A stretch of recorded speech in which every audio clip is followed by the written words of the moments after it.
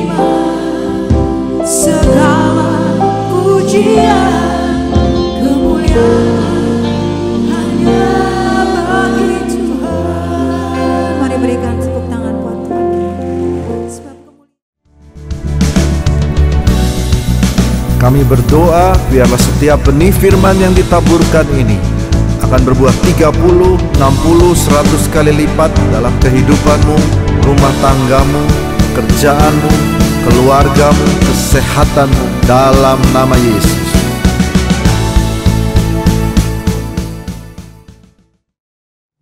Ya, Bapak Ibu semua, kayaknya terakhir saya ke JCC Cijantung mungkin sebelum Indonesia merdeka kali ya.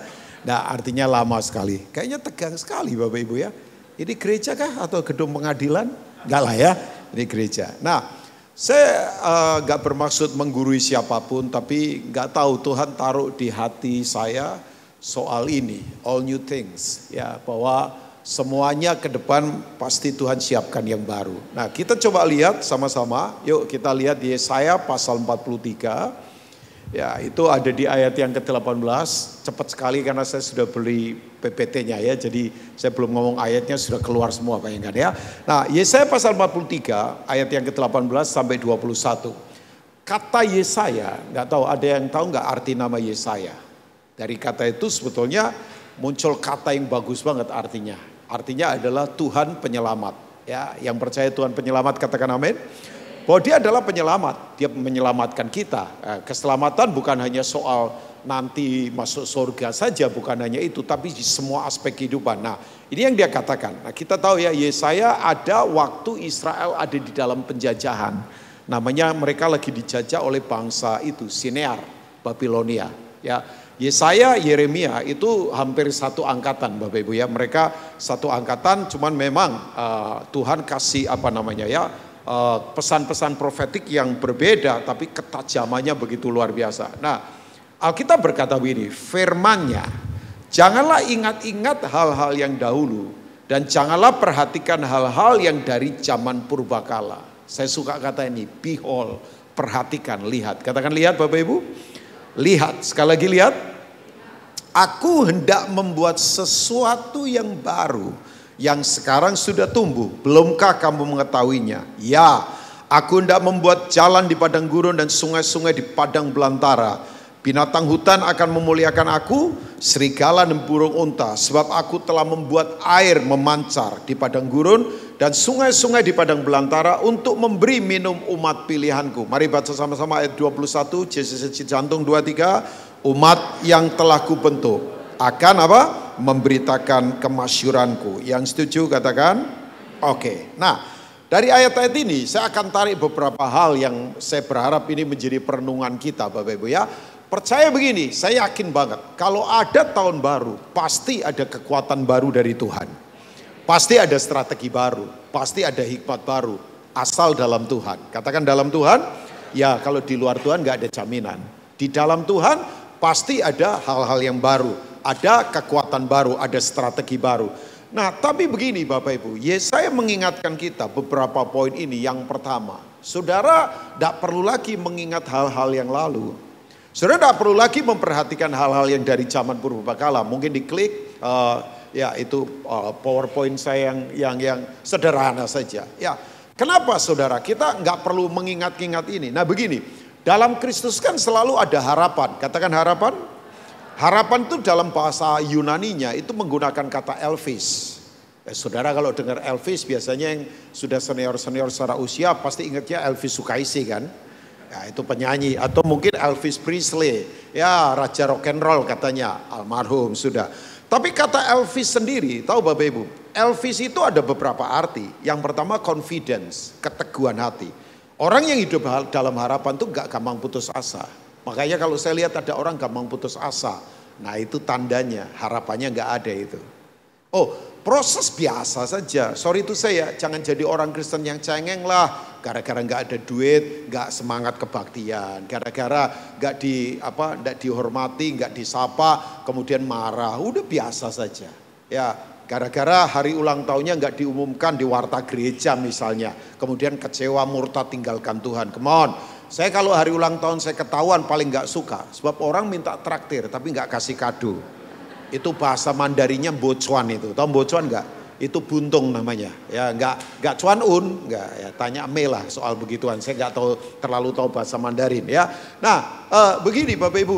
Jadi begini. Udah gak usah jadi Kristen yang cengeng. Tetap teguh. teguh lah, tetap teguh. Masa kekristenan cengeng, gara-gara uang, kemudian kita tinggalin Tuhan, gara-gara kemudian orang gak sapa kita, kita marah, gara-gara ekspektasi harapan kita gak terjadi, kita kecewa, come on, jangan. Nah, sebab ini harapan itu selalu punya confidence, tapi harapan itu juga punya antisipasi. Setiap ada problem selalu ada antisipasi, dan itu datangnya dari Tuhan. Pak Rubin ngalami begitu sering banget. Oh sering banget. Tapi Tuhan selalu kasih itu antisipasi. Dan kemudian yang berikutnya lagi, harapan itu selalu punya ekspektasi. Makanya harapan itu selalu bergerak ke depan, tidak pernah memukul mundur kita ke belakang. Udah di pas masa lalu gak ada harapan. Harapan itu talking about in the future. Selalu bicara ke depan. Yang lalu sudah lupakan. Yang namanya, nah itu makanya. Saudara jangan terpenjara oleh kegagalan kita di masa lalu. Gagal biasa saja, biasalah. Pak Rubin sering gagal, ya ampun. Saya ditolak calon mertua 2 kali. Ya, gara-gara pendeta. Karena begini, pendeta makan apa? Ya makan nasi sih. Terus makan apa? Masa makan batu? Saya enggak pernah loh ada berita pendeta tiba-tiba jatuh, kemudian dioptosi perutnya isinya kerikil semua. Enggak ada. Malah pendeta sekarang matinya kebanyakan diabetes, kolesterol tinggi. Makanya jangan suka ajak-ajak pendeta makan-makan terus. Saya kalau diajak makan teman-teman makanannya enak semua. Kepala babi lah. Kan pendeta cuma taunya 2 saja. Kalau enggak rumah Tuhan kan rumah makan. Loh pendeta itu cuma mainannya di 2 rumah itu. Kalau enggak rumah Tuhan ibadah begini ya kedua rumah makan. Cuman kalau enggak hati-hati bisa sering ke rumah sakit kan. Ah itu efeknya saja karena rumah makan. Loh masa enggak tahu ini kan pewahyuan lama kan. Makanya jagalah. Saya pola makan sudah saya jaga. Makanya ganteng kan? Gak ada urusan lagi. Saya ganteng karena diurapi Tuhan. Nah, ketawanya menghina saya. Saudara boleh ganteng kalau gak diurapi Tuhan pasti gak ganteng lah, percayalah ya. Saya ganteng karena saya diurapi Tuhan. Oh iya, ya kan? Karena diurapi lah. Kalau saya gak diurapi pasti gak ganteng saya. Udah, saya pernah lihat orang, cantik tapi kayak mayat. Bukan putih bu. Udah, karena begini, nggak inner beauty. Ya, dia pikir cuman cantik mau dibangun dari luar. Come on, kalau saudara nggak cantik dari dalam, kalau saudara nggak tampan dari dalam, percuma. Cantik tapi kepahitan terus, ya kan? Tampan tapi sombong terus. Ya itu makanya jangan terpenjara masa lalu. Udah ada yang pernah kecewa, ada yang pernah disakiti. Udah, ini hari terakhir tahun 2023, lupakan sudah. Lupakan yang lalu. Paulus berkata, aku mengarahkan diri ke depan. Aku melupakan yang di belakang. Karena di belakang itu sudah lewat, sudah. Kalau ada yang pernah gagal, ada yang pernah jahat di masa lalu, come on, pandang ke depan, bertobat sungguh-sungguh. Amin. Udah lupakan, enggak usah terpenjara masa lalu. Penjara paling hebat itu bukan di Nusa Kambangan. Penjara paling hebat itu begini, orang punya jam tapi enggak punya waktu. Banyak jamnya keren-keren. Ya G-Shock keluaran baru, Rolex keluaran baru, Hublot keluaran baru, Patek Philippe keluaran baru. Kemudian apa lagi? Richard Mille keluaran baru. Kok Pak Rubin tahu punya semua? Enggak, baca saja.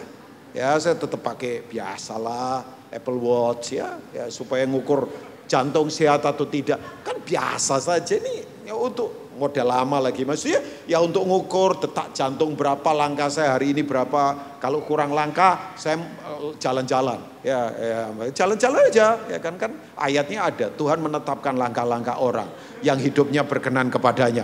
Itu kan untuk olahraga jogging ada ayatnya itu. Kalau golf ada ayatnya sendiri, Mazmur 23 kan. Ya Tuhan membawa aku ke padang rumput yang hijau, ke air yang tenang. Itu lapangan golf Pak. Loh ada ayatnya itu. Semua ada ayatnya, percayalah. Udah, kalau tanya sama pendeta ada jawabannya semua ya. Apa saja coba ada ayatnya. Oke, kembali. Nah begini, udah penjara paling menakutkan orang punya jam gak punya waktu. Punya spring bed tapi gak bisa tidur. Punya suplemen tapi gak sehat pikirannya. Bisa pergi ke luar negeri kapan saja. Ke Jepang, ke Amerika, ke Eropa. Tapi pulang ke rumah gak bisa. Karena hubungannya rusak. Suami istri dingin, ribut terus. Ya itu penjara. Penjara bukan yang di luar, penjara inside. Ada orang kelihatannya merdeka, ada kelihatannya keren tertawa, tapi pahit terus, luka terus, kecewa terus, takut terus. Lah hidup begitu masa bahagia sih? Saya nggak mau hidup begitu, ngapain? Hidup hanya sekali, perhatikan cara kita hidup. Mati hanya sekali, perhatikan cara kita mati. Jangan mati karena tertabak bajai karena mabuk. Itu mati nggak elit itu. Matilah karena tertancap nuklir sebab menyelamatkan satu kota. Itu keren itu. Nuklir nancap ke kita, meledak. Selamat kota gara-gara kita. Masa mati gara-gara ketabrak bajai karena mabuk? Kan nggak elit banget itu. Hah? Hidup hanya sekali, perhatikan cara kita hidup. Mati hanya sekali, perhatikan cara kita mati. Amin. Ya, jadikan khotbah hari ini. Enak kan dengar pendeta begini kan? Sayang saya kangen Pastor Albert sebetulnya. Gak ada beliau ya, lagi ada tugas mungkin. Ya, oke. Yang kedua, penjara apa lagi? Belum, penjara apa lagi? Kayaknya multimedia pengen saya cepat selesai khotbah kayaknya. Gak suka dengar khotbah mereka. Oh enggak lah, bercanda saja ya. Enggak bercanda, jangan kemudian turun saya nanti dirajam batu, jangan. Oke. Nah ini ada orang yang begini, penjaranya sukses masa lalu dibanggakan terus. Tahu enggak? Saya ingatkan buat Bapak, pengalaman bisa jadi berhala. Karena pengalaman menganggap opini semua hal paling benar, yang lain salah. Hati-hati dengan pengalaman. Pengalaman itu bukan sekedar guru baik. Pengalaman bisa saja jadi berhala. Kalau pengalaman membuat kita itu begini, terblok untuk bergerak bersama Tuhan. Pak, Ibu kalau ngomong pengalaman, hampir 40 tahun saya pelayanan. Kalau saya tidak betul-betul terbuka untuk lawatan, kadang dengar orang khotbah yang masih muda-muda ngomong, gue sudah tahu lagi, bahasa asli tahu, pengalaman tahu. Tapi enggak. Siapapun yang khotbah, saya mau dengar. Saya bahkan suka minta sama Tuhan, setiap kali dengar khotbah, saya mau menangis. Ya, kemarin saya sebetulnya di Bali, saya baru pulang dari Bali. Gak ada planning ke Bali, selalu akhir tahun Tuhan kasih saya kejutan. Beberapa kali kejutan ke luar negeri, gak bayar apa-apa. Tiket disediakan, hotel disediakan, mobil di Bali disediakan lagi. Semua disediakan, udah tinggal bawa diri saja sama saya. Cuman sama pakaian koper sudah, sama istri anak. Nah gak ada planning ibadah. Tiba-tiba teman saya ngajak begini, ibadah ya Pak Rubin, ibadah. Ya, saya gak bawa baju banyak, satu saja. Udah pakai apa adanya di Bali, celana pendek, sandal jepit, ibadah juga gak apa-apa. Bali panas kan. Ya tapi kan namanya pendeta tetap sopan kan. Jadi saya tetap pakai baju, begitu ibadah. Ya udah, khotbah biasa saja dengar. Tapi saya nangis loh di kursi. Saya nangis. Saya pukul diri saya, gak kenceng-kenceng, takut sakit dada lagi ya. Tapi saya nangis. Dan saya mau punya hati seperti itu. Siapapun yang khotbah, siapapun yang bicara, siapapun yang diizinkan Tuhan melayani. Bapak Ibu buka hati. Kadang-kadang saya bisa saja pakai blog saya. Gua tahu lah, saya tahu 40 tahun pelayanan, saya tahu bahasanya, saya tahu apa. Nah itu bisa menjadi berhala kesombongan. Ada orang yang selalu sukses masa lalu, makanya kemudian begini, gak bisa mengadaptasi diri dengan semua apa yang Tuhan sedang kerjakan. Tolong dengarkan baik-baik si jantung. Apa yang saudara alami belum seberapa. Ada hal lebih besar lagi yang akan Tuhan siapkan ke depan ini. Untuk namanya dipermuliakan. Ya, belum seberapa. Ada hal yang hebat lagi yang akan Tuhan siapkan ke depan. Saya yakin itu. Ya, bacalah 2 Korintus 3 ayat 18. Karena Tuhan adalah roh. Maka kita akan diubah menjadi serupa dengan gambarnya dalam kemuliaan yang semakin besar. Itu nggak ada itu, multimedia saya nggak kasih. Tapi let's see, Bapak Ibu coba lihat nanti. 2 Korintus, 2 Corinthians chapter 3 verse 18. Saudara bisa baca itu. Tuhan adalah roh. Roh itu apa? Ruah. Ruah itu apa? Angin. Angin itu apa? Tak terbatas. Ya kan kata roh, ruah. Ruah kan, ruah. Ya, itu adalah angin. Angin tak terbatas. Saudara bisa batasi angin. Angin bisa masuk di tempat mana saja. Mau persegi panjang, mau bulat, mau bujur sangkar, mau apa saja. Makanya betul, gereja itu bukan soal bentuknya. Gereja soal dampaknya. Jangan kecanduan bentuk. Jangan kecanduan bentuk acara. Jangan kecanduan bentuk bangunan. Enggak usah kecanduan bentuk. Gereja itu yang penting dampaknya seperti angin. Bentuknya boleh apa saja. Tapi berdampak enggak. Bahkan saya bisa bicara tajam ya, gereja ini bisa jadi penjara. Kalau firman hanya dikurung 4 dinding tembok begini, ditabiskan di acara ibadah, kita sore-sore kita nyanyi. Tapi setelah itu ditinggal di sini, tidak dipraktekkan di rumah, di kehidupan, di pekerjaan. berarti begini, kita memenjarakan Tuhan ada di sini. Ini bisa jadi penjara yang memenjarakan kita. Bisa. Praktekkan firman. Jangan hanya di gereja ditabiskan, tapi di kehidupan. Mulai sedih kan wajahnya. Karena gak ada yang amin. Amin Bapak Ibu? Oh ya, oke. Saya kalau begini jadi terpancing ke ini ya. Kayak ngajar apa begitu. Oke. Saudara, ada yang saudara sekarang ini lagi terpenjara di masa lalu, kegagalan. Atau mungkin kebanggaan kita di masa lalu. Tuhan berkata begini, lupakan itu. Nah, saya suka yang berikutnya. Next step. Oke. Nah ini dia, lihat. Saya suka kata ini, lihat. Katakan lihat Bapak Ibu. Lihat di sini, ini bukan bicara tentang penglihatan fisik. Tapi ini penglihatan rohani dan mentalitas. Ya, jadi lihat di sini adalah penglihatan rohani. Kan manusia itu adalah makhluk roh yang tinggal di dalam tubuh, memiliki pikiran, perasaan, dan kemauan jiwa. Jadi kita ini makhluk roh. Identitas kita, our identity kita adalah roh. Makanya kita ini secara potensi sangat profetik, secara profetik sangat potensi. Saya ulang lagi, kita ini secara profetik, secara roh sangat potensi, secara potensi sangat profetik. Makanya manusia itu tidak akan mati. Manusia itu menghidupi kekekalan sampai ke kekekalan. Kekal itu selama-lamanya gak akan mati. Nanti yang hilang itu kan tubuh fisik kita, tapi roh kita kekal. Ya kan Bapak Ibu? Nah ini yang harus kita terus bangun dalam kehidupan. Nah manusia kan terdiri dari 3 unsur kan. Tapi identitas kita roh. Ya kan roh. Nah dalam roh itu ada 3 kan. Dalam roh ada berapa Bapak Ibu? Yang pertama fungsi worship. Penyembahan. Yang kedua fungsi revelation. Pewahyuan. Where there is no revelation the people cast of perish. Tanpa pewahyuan kita akan jadi liar. Tapi fungsi ketiga dari roh. Ada yang tahu nggak fungsi apa? 1 worship. Menyembah dalam roh dan kebenaran, John chapter 4, Bapak Ibu bisa baca ayat 21 sampai seterusnya. Tapi yang kedua pewahyuan, sebab tanpa wahyu rakyat akan menjadi liar. Nah pewahyuan itu apa? Roh kita diterobosi oleh roh Tuhan. Makanya betul, orang yang kemudian diterobosi itu akan punya pengertian. Nah ketika orang pengertian, begini, aplikasi hidupnya cakap. Makanya kalau sekedar cuma tahu, Bapak Ibu tidak mempraktekkan, berarti Bapak Ibu yaitu gak mengalami pewahyuan. Banyak orang tahu, jangan kaget, orang sekolah teologi tetap pembohong juga. Orang jago khotbah tetap selingkuh juga. Ya cuma tahu, gak mengalami pewahyuan. Makanya begini, mengalami pengalaman pribadi dengan Tuhan itu harus. Oh iya, saya gak akan bisa apa-apa kalau saya gak mengalami pengalaman pribadi dengan Tuhan. Saya mengalami siapa Tuhan.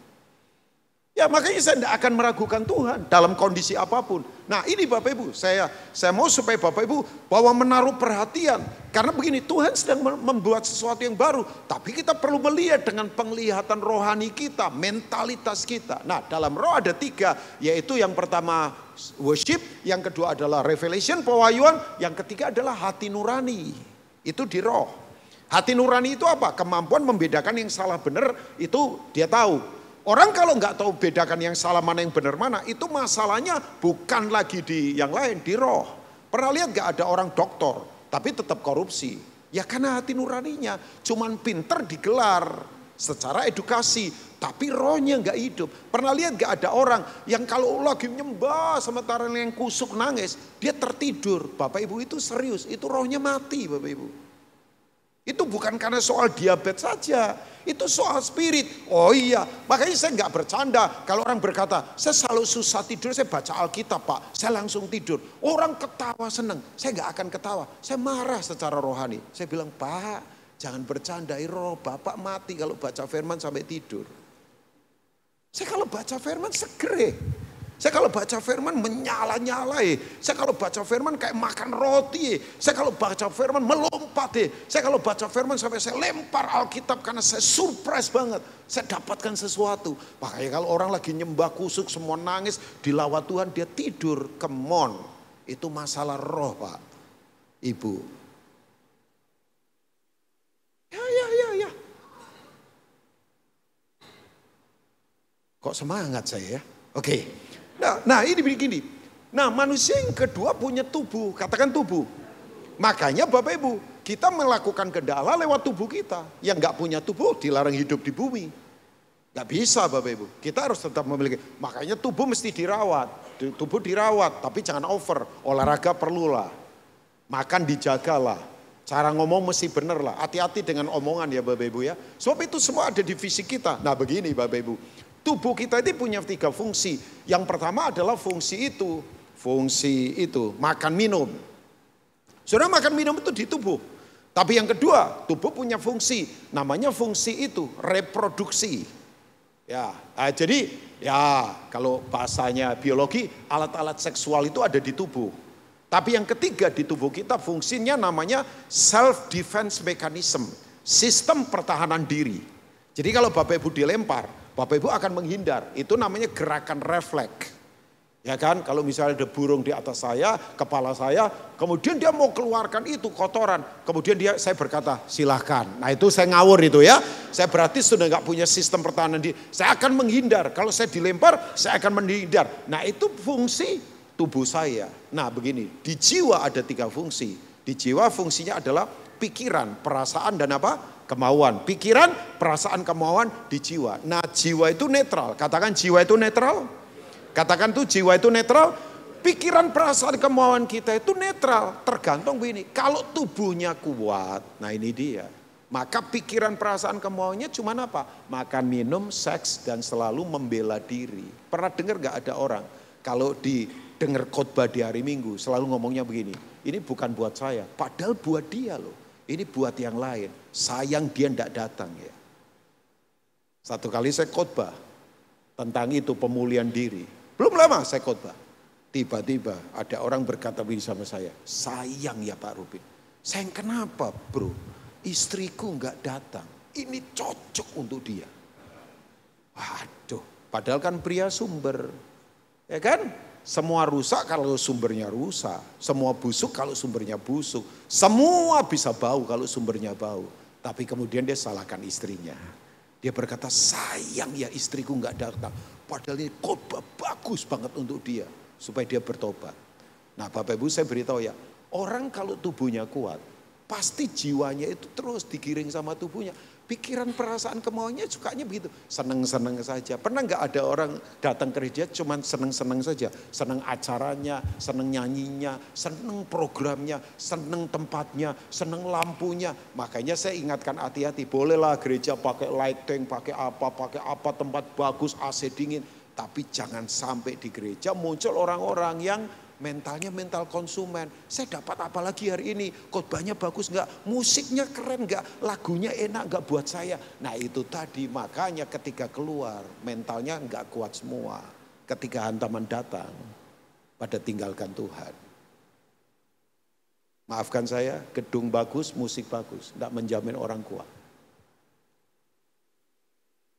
Sudahlah, I seen the movie. Saya lihat gerakan dari sekian puluh tahun yang lalu. Saya tahu ujungnya kemana.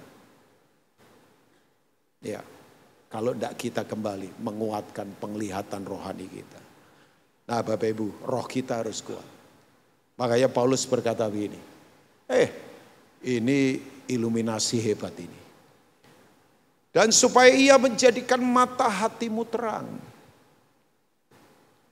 Agar kamu mengerti pengharapan. Saya tadi sudah bilang pengharapan isinya 3. Confidence, keteguhan. Terus kemudian yang kedua apa? Lupa kan? Baru loh padahal beberapa menit yang lalu. Yang kedua apa? Pewahyuan. Bukan. Yang kedua antisipasi. Yang ketiga? Memang akhir zaman itu banyak orang pelupa. Enggak. Kalau banyak orang lupa itu tanda akhir zaman. Punya utang lupa, itu akhir zaman ya. Punya istri, suami lupa, itu akhir zaman itu ya. Memang akhir zaman itu belum, enggak apa-apa juga lah ya. Itu enggak mempengaruhi keselamatan kok, percayalah ya. Tapi yang pertama confidence, yang kedua apa? Antisipasi, yang ketiga ekspektasi. Terus bergerak ke depan. Kamu akan mengerti, katakan mengerti. Katakan mengerti, bahasa Yunaninya mengerti di sini, synoemi. Not talking about knowledge. But talking about revelation. Saudara kalau mengerti, tahu nggak? Ketika begitu digencat, respon kita benar. Ditekan nggak gampang marah. Kenapa orang gampang marah? Karena gak mengerti, cuman tahu saja. Beda Bapak Ibu. Tahu itu hanya pengetahuan. Tapi kalau mengerti, mengalami bersama Tuhan.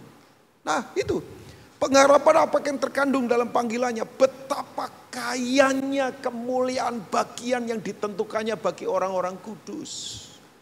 Wow, kaya. Ya, saudara, kita ini orang-orang kudus kaya dengan kemuliaan. Tahu kata kemuliaan? Kabot. Bahasa Hebrunya, bahasa Yunaninya doxa. Itu same word. The meaning of kabot is God quality. The meaning of doxa is God quality. Jadi kemuliaan itu adalah kualitas Tuhan. Orang kalau berkualitas mahal, tunjukkan pada saya barang yang mahal pasti berkualitas. Tunjukkan pada saya jam yang mahal pasti berkualitas. Tunjukkan pada saya mobil yang mahal pasti berkualitas. Tunjukkan pada saya semua yang mahal pasti berkualitas. Saudara jangan coba-coba sogok orang yang mahal. Saudara akan diketawain dia. Saudara jangan coba-coba kemudian nilai orang yang mahal dengan duit. Saudara akan diketawain dia. Sebab mahal itu lebih hebat daripada apapun. Mahal itu selalu berkualitas. Dan semua yang berkualitas tandanya apa? Pasti punya endurance. The strong durability. Ada daya tahan yang kuat. Saya punya beberapa anak rohani. Penyelam. Itu kalau menyelam hampir seluruh Indonesia dia datangi. Saya tanya paling hebat ada di mana? Dia bilang ada di Indonesia Timur. Kalau nggak salah di Kepulauan Arafura apa-apa. Ada yang dari Ambon nggak?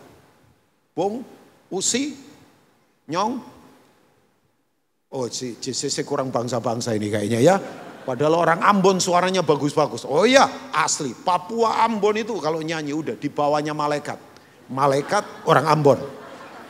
Asli orang Ambon kalau nyanyi saya nggak ada lawan.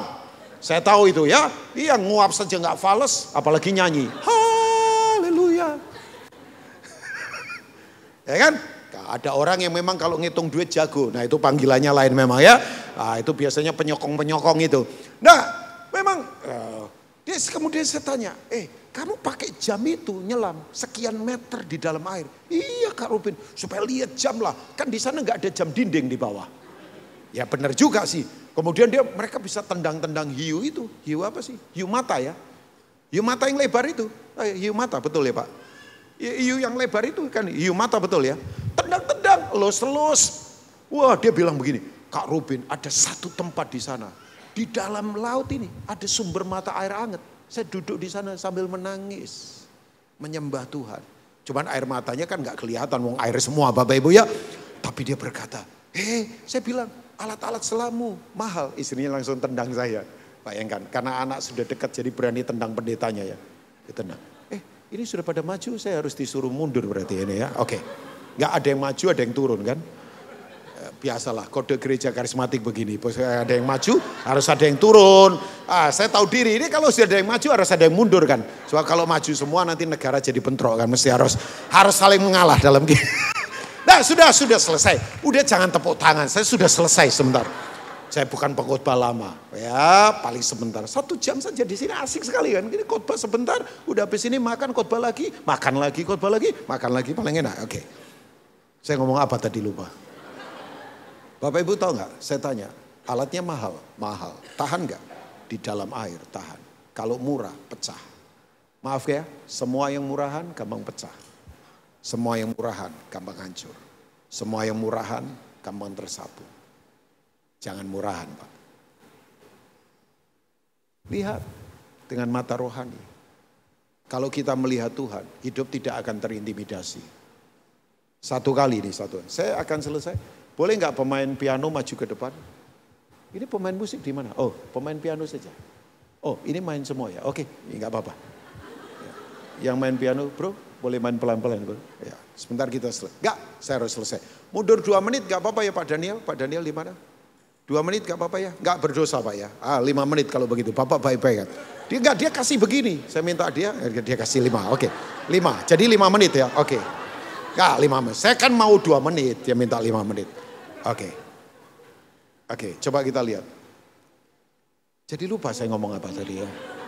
Oh ya. Samaria dikepung oleh tentara Aram. Maju juga, mau nyanyi. Belum. Saya masih belum. Oh nggak apa-apa. Saya masih ada waktu kok, sudah maju semua. Oke. Yang main musik, oh ya sudah. Aduh, memang kayaknya saya ditolak di sini nih. Nah, Pak Albert, saya ditolak loh Pak. Saya berpikir untuk datang lagi nih Pak. Oke. Nggak bercanda. Wajah kalian membuat saya lupa Wahyu asli. Oke. Tahu nggak Aram dikepung, Aram mengepung Samaria. Aram itu kalau sekarang kayak itu, kayak mungkin Rusia kayak China. Samaria kayak sekarang ini mungkin kayak Indonesia. Coba imagine, Indonesia dikepung oleh China atau Rusia dalam bentuk perang ini. Takut lah Pak, takut apa? Bujangnya Elisa keluar pagi-pagi. Buka jendela, begitu lihat, dia belum saat teduh kali ya. Makanya saat teduh dulu baru minum kopi. Jangan minum kopi dulu sebelum saat teduh. Teman saya kalau sebelum saat teduh makan selalu muntah. Itu teman saya, kalau saya enggak lah. Ya teman saya begitu, sejak bertobat kalau belum baca Alkitab makan roti selalu muntah. Itu teman saya, makanya dia mau tidak mau harus saat teduh dulu sebelum makan apapun. Even dia lapar, sebab dia akan muntah. Begitu kemudian dia buka jendela, kagetnya minta ampun. Celaka. Nah itu dia. Oh sorry ya, orang kalau takut selalu ucapannya itu menghancurkan, negatif. Saudara kalau ketemu orang yang ucapannya menyakiti, menghancurkan, itu pasti karena hidupnya terintimidasi di dalam. Celaka, gitu sekarang. Celaka ini inflasi, celaka ini virus, celaka ini ke depan, celaka ini semuanya celaka semua. Tapi tahu nggak, Elisa cuma berkata, Tuhan buka matanya. Doanya nggak aneh-aneh, buka mata. Begitu matanya dibuka, dia kaget. Tuhan yang menyertai kita lebih banyak daripada musuh kita. Oh ya bayangkan, malaikat semua di langit. Malaikat satu saja, itu bikin semua gemetar. Ini malaikat banyaknya luar biasa, yang tak terbatas. Kuncinya apa? Bukakan matanya. Makanya saya punya tema pribadi saya tahun depan adalah See the Lord. Saya lagi suruh anak yang pintar nyanyi, bikin lagu, saya suruh bikin lagu ini. Lihat Tuhan. Lihat Tuhan. Siapa yang kita lihat akan mempengaruhi kekuatan kita. Kenapa orang yang terintimidasi? Karena melihat masalah lebih besar dari Tuhan. Melihat kebutuhan lebih besar dari Tuhan. Melihat persoalan lebih besar dari Tuhan. Padahal Tuhan lebih besar dari apapun. Langit adalah tatanya. Bumi itu tumpuan kakinya. Makanya waktu Paulus dan Silas nyanyi di penjara. Kenapa gempa bumi? Karena begini, Tuhan ikut-ikutan nyanyi. Nah waktu nyanyi kakinya bergerak-gerak. Bumi tumpuan kakinya. Ya gempa bumi. Tuhan gerak-gerak begini. Penjara semua terbuka. Lihat Tuhan yuk. Ya, lihat Tuhan. Lihat Tuhan sedang berperkara besar. Amin. Saudara, lihat Tuhan. Jangan batasi Tuhan. Jangan kita berkata saya nggak bisa apa-apa. Saya bisa nggak tahu bernubuat atau tidak. Saya yakin ada beberapa anak muda di sini ke depan. Tuhan akan kirim ke tempat-tempat yang kalian nggak pernah pikirkan sebelumnya. Kalian akan menduduki tempat-tempat itu. Kalian akan jadi berkat di sana. Kalian akan jadi penginjil. Kalian akan menyatakan kemuliaan Tuhan. Oh ya, saya punya adik sudah around the world, pergi kemana-mana. Tapi yang aneh, dia bisa pergi ke North Korea bagi Alkitab. Lulusan S2 Master dari Australia. Very smart. Adik saya kecil. Tinggi nggak ada ya paling kira-kira 157 perempuan. Dia ada di Sungai Musi 3 tahun. Ngobatin ribuan orang sakit dengan kapal. Tiap hari. Dia belum lama pergi ke suku Gorku di Nepal. Yang tingginya 180 rata-rata. Itu para suku Bodikan. Dan dia nginjil di sana. Orang Jogja. Kenapa? Tuhan tak terbatas. Bersiaplah di sisi jantung, ada hal-hal baru yang Tuhan akan nyatakan. God bless you all. Selamat masuk tahun 2024. Tuhan memberkati. Mari bangkit berdiri bersama-sama. Selesai.